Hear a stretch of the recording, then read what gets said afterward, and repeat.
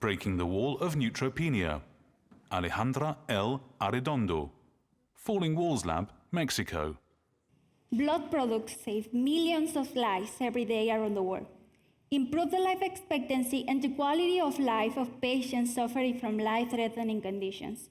In fact, you probably have heard about blood transfusions, platelets, or even plasma transfusions, but I'm pretty sure many of you haven't heard about neutrophil transfusions. Neutrophil transfusions help immunocompromised patients, such as those undergoing chemotherapy. This treatment is so strong that it gets rid of specific cells of our immune system called neutrophils, leading to neutropenia, a condition that predisposes patients to acquire opportunistic infections that can be lethal for them.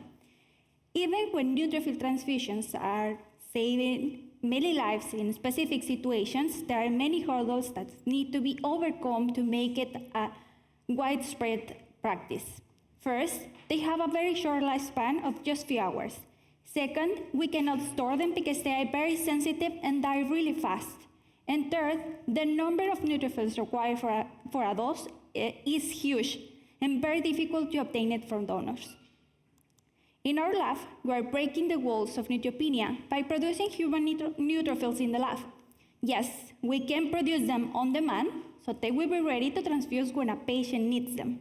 For example, in the case of an opportunistic infection, an antibiotic infection that can be lethal for them. To produce neutrophils in the lab, we recycle umbilical cord blood, which will otherwise be discarded after a baby's birth. For us, this blood is unique and valuable. It can be used to produce neutrophils and save many lives. From that material that was designated to the rubbish bin, we obtain stem cells. We place them in a layer dish. We add some growth factors, and over 2 weeks, stem cells divide and differentiate into functional neutrophils.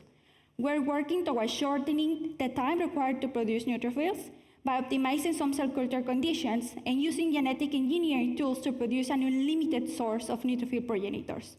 I hope we can have a proof of concept that neutrophils can be manufactured in specialized laboratories like any medicine we consume when we are sick. Obtaining large numbers of fresh neutrophils without relying on donors will allow a faster medical attention and give these patients a better quality of life during treatment period. All of this from a discarded biological material to a cell factory for neutrophil transfusions. Thank you.